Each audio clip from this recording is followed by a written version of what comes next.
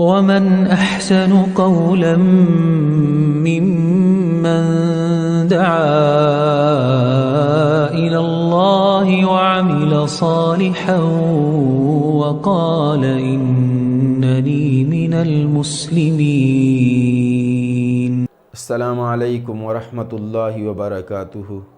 حضرت، اگر کسی کے ماں باپ کا انتقال ہو گیا ہو اور وہ ان کے نام سے قرآن خوانی کرائے تو کیا اس کا ثواب والد یا والدہ کو پہنچے گا، اور کس طریقے کا صدقہ کیا جائے جس سے ان کے حق میں فائدہ ہو، ان کی مغفرت کا ذریعہ بنے؟ غلام محمد کشی نگر سے۔ وعلیکم السلام ورحمۃ اللہ وبرکاتہ۔ جی، اگر آپ اپنے والد یا والدہ کے نام سے قرآن خوانی کراتے ہیں تو اس کا ثواب انشاءاللہ آپ کی والد یا والدہ کو یا جس کے نام سے کرائیں اس کو پہنچے گا۔ البتہ اس کے لیے ضروری ہے کہ قرآن خوانی کرانے میں چند شرطوں کی رعایت کی جائے، تب جا کے ثواب پہنچے گا، اور اگر ان شرطوں کی رعایت نہ کی جائے تو پھر قرآن خوانی کا ثواب نہیں پہنچے گا۔ اس میں سب سے پہلی اور بنیادی شرط یہ ہے کہ قرآن خوانی جو کرایا جائے تو صرف اللہ کی رضا اور اس کی خوشنودی کے لیے، اللہ کو راضی کرنے کے لیے قرآن خوانی کرایا جائے۔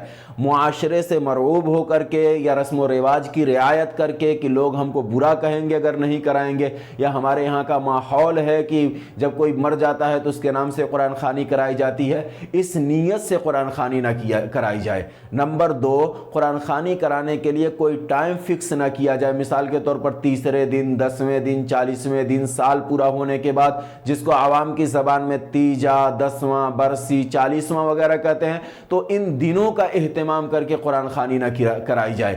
اور تیسری شرط جو بہت اہم اور ضروری شرط ہے کہ قرآن خوانی کرنے والے جو لوگ ہوں وہ قرآن کو صحیح پڑھیں، اس کی ادائیگی، اس کی تلفظ، اس کے مخارج کی رعایت کر کے پڑھیں، تب جا کے ثواب ملے گا۔ ورنہ تو حدیث کے اندر آتا ہے کہ کچھ قرآن پڑھنے والے ایسے لوگ ہوتے ہیں جب وہ قرآن پڑھتے ہیں تو قرآن ان کے لیے لعنت کرتا ہے۔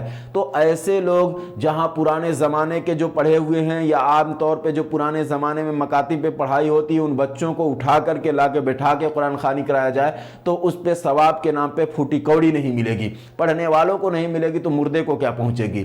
اور چوتھی شرط یہ ہے کہ قرآن خوانی کرنے والوں کو دماغ میں کسی بھی قسم کی اجرت لینا نہ ہو، اور قرآن خوانی کرانے والوں کے دماغ میں کسی قسم کی اجرت دینا نہ ہو۔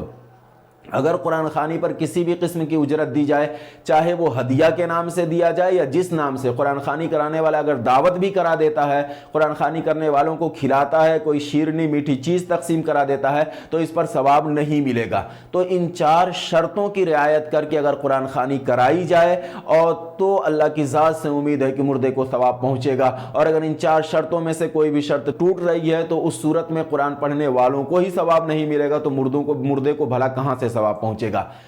سب سے بہترین صورت یہ ہے کہ قرآن خوانی کرنے کے لیے اجتماعی طور پر کرانے کے بجائے ہر آدمی منفرداً، جس کو میت سے تعلق اور لگاؤ ہے تو اپنا کر لے، تنہائی میں پڑھ کے، اس میں اخلاص کی زیادہ توقع اور امید ہے۔ لیکن اگر کوئی اجتماعی بھی کراتا ہے، اچھا قرآن پڑھنے والوں کو بلا کر کے پڑھواتا ہے تو بھی جائز ہے، لیکن مذکورہ شرطوں کی رعایت کرنا ضروری ہے۔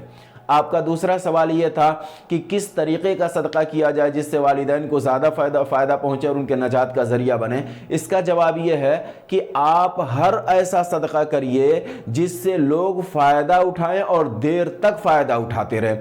جتنی دیر تک فائدہ اٹھاتے رہیں گے اتنی دیر تک آپ کو ثواب پہنچتا رہے گا۔ مثال کے طور پر آج کل سردیوں کا زمانہ آ رہا ہے، کوئی غریب آدمی ہے جس کے پاس سویٹر نہیں، آپ سویٹر خرید کے دے دیجئے، جب تک وہ سویٹر پہنتا رہے گا اس کا ثواب پہنچے گا۔ کوئی بیوہ ہے، اس کے گھر پہ چھت نہیں ہے، آپ کوئی ٹین لا کر کے رکھوا دیجئے، اس کا ثواب آپ کو پہنچتا رہے گا۔ عام طور پر ہم نے دیکھا ہے کہ لوگ کوئی شخص مر جاتا ہے تو اس کے ایصال ثواب کے لیے قرآن مجید کا کوئی نسخہ بازار سے لے کر کے مسجد میں یا مدرسے کے اندر دے دیتے ہیں، اور حقیقت یہ ہے زیادہ تر مسجدوں کے اندر جانے کتنے قرآن مجید کی پیٹیاں ویسی ہی رکھی ہوتی ہیں۔ ایک جگہ میں نے دیکھا ایک مسجد کا پورا فلور وہ پیٹیوں سے بھرا ہوا، اس کو کوئی پڑھ ہی نہیں رہا ہے، تو جب کوئی پڑھے گا نہیں تو اس پر ثواب کوئی نہیں ملے گا. ثواب تبھی ملے گا جب قرآن کے نسخے پڑھے جاتے ہوں. اس لیے قرآن کے نسخے رکھنے سے بہتر یہ ہے کہ آپ کوئی مالی صدقہ کر دیں, کسی غریب کو دے دیں, یا کسی بھی طریقے سے کسی ضرورت مند کو اس کی ضرورت پوری کرا دیں. اس پر ثواب ملنے کی زیادہ امید ہے. باقی اور مزید آپ کو اگر تفصیل چاہیے کہ کس طریقے کا صدقہ کیا جائے, کس طریقے سے ایصال ثواب کیا جائے, کن کن چیزوں کا ایصال ثواب کیا جائے, تو اس ٹاپک پر ہمارے 2 ویڈیوز ہمارے چینل پر پڑے ہوئے ہیں.